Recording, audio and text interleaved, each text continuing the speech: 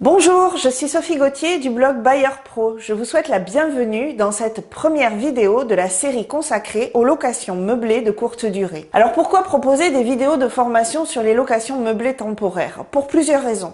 Tout d'abord parce que vous êtes nombreux sur mon blog à m'avoir indiqué que vous possédez un logement meublé à la mer ou à la montagne et que vous n'utilisez que quelques semaines par an. Vous souhaiteriez le louer ce logement le reste du temps, mais vous vous posez des questions. Comment le faire? À qui le louer? À quel loyer? Quel statut de location choisir? Quel est le plus rentable ou le moins contraignant?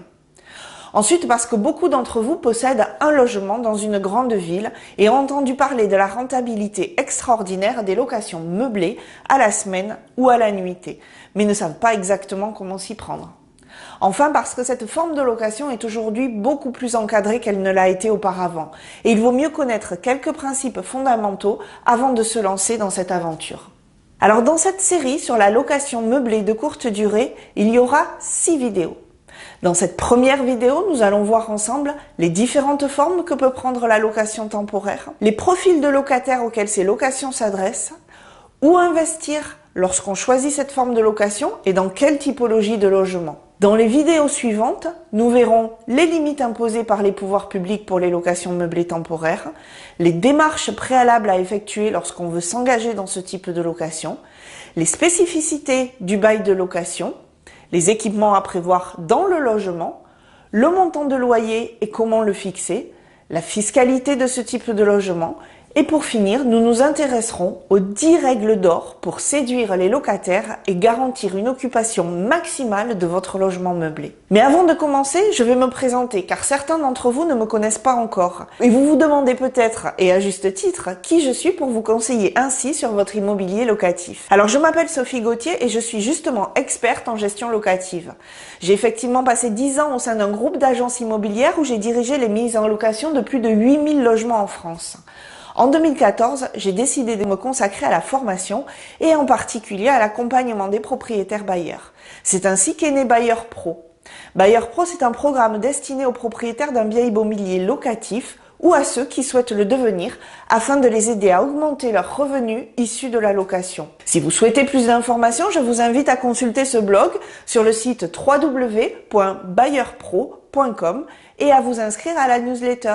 Vous bénéficierez ainsi d'un cadeau gratuit de bienvenue et serez informé par mail dès qu'un nouvel article ou une nouvelle vidéo sera mise en ligne. Voilà, les présentations sont faites, alors je vous propose de revenir tout de suite à notre sujet sur les locations meublées temporaires. Et commençons tout de suite par le premier point. Quelles sont les différentes formes de location meublée de courte durée? Alors tout d'abord, qu'appelle-t-on un meublé temporaire ou de courte durée? Il s'agit d'un logement meublé, donc, qui ne sera pas la résidence principale du locataire qui va y habiter. Autrement dit, il faut que le locataire y habite moins d'1 an, ou moins de 9 mois dans le cas d'un étudiant. Au-delà de ce délai, la location sera considérée comme longue durée en résidence principale, que le logement soit vide ou meublé, et le régime juridique et fiscal sera alors très différent.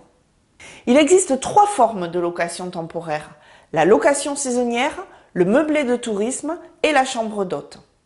La définition générale de la location saisonnière est donnée par la loi Hoguet du 2 janvier 1970.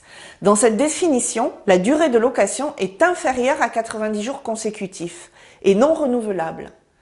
Mais en pratique, notamment dans certaines stations balnéaires, la période estivale peut être beaucoup plus longue. Par exemple, sur la Côte d'Azur, il est possible de proposer des locations saisonnières toute l'année. C'est la raison pour laquelle un arrêté, le 16 mai 1967, a apporté une définition de la location saisonnière ne limitant pas la durée, mais limitant la destination à une destination unique de vacances. Mais voyons maintenant ce qu'il en est du meublé de tourisme. Il est défini par le Code du tourisme comme une villa, un appartement ou un studio meublé à l'usage exclusif du locataire, offert en location à une clientèle de passage qui effectue un séjour à la journée, à la semaine ou au mois et qui n'y élit pas domicile. Pour la chambre d'hôte, c'est encore différent. La définition de la chambre d'hôte est également donnée par le Code du tourisme, mais elle se définit comme la fourniture groupée de la nuitée et du petit déjeuner. Elle est limitée à un nombre maximal de 5 chambres pour une capacité d'accueil de 15 personnes. Et l'accueil doit y être assuré par l'habitant. On voit d'ores et déjà, à travers ces définitions, que l'usage fait du logement va être très différent selon la forme choisie. Compte tenu de ces différentes définitions, nous allons voir à présent quels sont les profils de locataires intéressés par un logement meublé de courte durée. Cela dépend en fait de la destination finale et du motif de location. Si je suis locataire, est-ce que je loue ce logement pour passer des vacances ou pour passer un week-end agréable entre amis, en famille ou en couple? Ou bien est-ce que je le loue pour des raisons professionnelles? Selon la réponse à cette question, le profil du locataire sera très différent.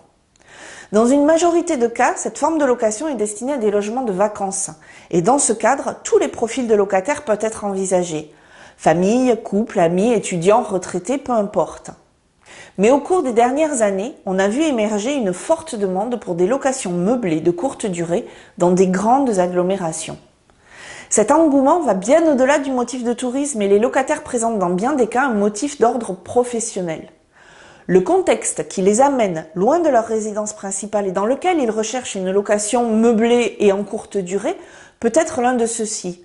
Soit ils ont des clients importants sur le secteur qui nécessitent des visites fréquentes, ou bien le siège de leur société se trouve dans un endroit différent de leur lieu de travail habituel et nécessite aussi des venues fréquentes, ou alors ils effectuent un stage, ou une formation, ou une mission de courte durée pour le compte de leur employeur, ou bien ils sont en CDD mais ont conservé une résidence principale. Ou enfin, ils sont en mutation et préparent le déménagement définitif de toute la famille. Si vous vous engagez dans ce type de location, il faut savoir que la clientèle dite d'affaires est très exigeante. Il faudra être particulièrement vigilant à l'équipement du logement et avoir un service irréprochable. Mais nous y reviendrons dans les prochaines vidéos. Alors de ce fait, où investir et quelle typologie de logement est la mieux adaptée à une location meublée de courte durée? Dans un contexte de vacances, puisque tous les profils de locataires sont visés, alors tous les types de logements sont envisageables. Les logements du studio au T5 et plus, y compris les maisons, peuvent donc s'adapter. En revanche, l'emplacement reste très important. Par exemple, pour les stations balnéaires et de sport d'hiver, la proximité des plages et des pistes de ski sont un facteur déterminant de location. Dans un contexte professionnel, la recherche de logement est beaucoup plus ciblée et les critères déterminants vont être les suivants. Le plus souvent, ce sera un logement pour une personne seule, donc une petite surface comme un studio, un T1, maximum un T2. Dans une grande ville, il faut que le logement se situe à proximité des transports type tram ou métro et on va privilégier le centre-ville, voire même l'hypercentre. Ou alors les centres d'affaires ou les centres de formation professionnelle. On peut aussi se trouver à côté d'une entreprise qui emploie une main-d'œuvre ponctuelle, mais de façon récurrente. Paris concentre le plus gros de la demande, surtout l'ouest parisien grâce à ses accès rapides vers la Défense. Mais les quartiers Bastille, République et Montmartre sont aussi très prisés car ils sont très vivants. Mais pour ce type de location, il faut mieux éviter les quartiers bourgeois ou loin des métros et des gares. Pour Toulouse, Bordeaux, Lyon, Lille, Marseille, vous allez suivre la même logique. Mais dans tous les cas, si vous décidez de gérer vous-même votre bien immobilier locatif, il est très important d'investir à proximité de votre résidence. Voilà pour la première partie de ce module sur les locations meublées de courte durée. Je vous donne rendez-vous très vite dans la deuxième vidéo où je vous expliquerai les limites imposées par les pouvoirs publics pour les locations meublées temporaires et les démarches préalables à effectuer lorsqu'on veut louer en meublé de courte durée. N'hésitez pas à laisser un commentaire sous la vidéo et à me poser toutes vos questions. Si vous l'avez apprécié, je vous invite à partager cette vidéo sur les réseaux sociaux ou par mail avec tous ceux qui pourraient être intéressés. Vous pouvez aussi consulter le blog Buyer Pro sur le site www.buyerpro.com et si ce n'est déjà fait, vous inscrire pour être sûr de recevoir gratuitement et directement par mail les prochains articles et les prochaines vidéos. Quant à moi, je vous dis à très bientôt.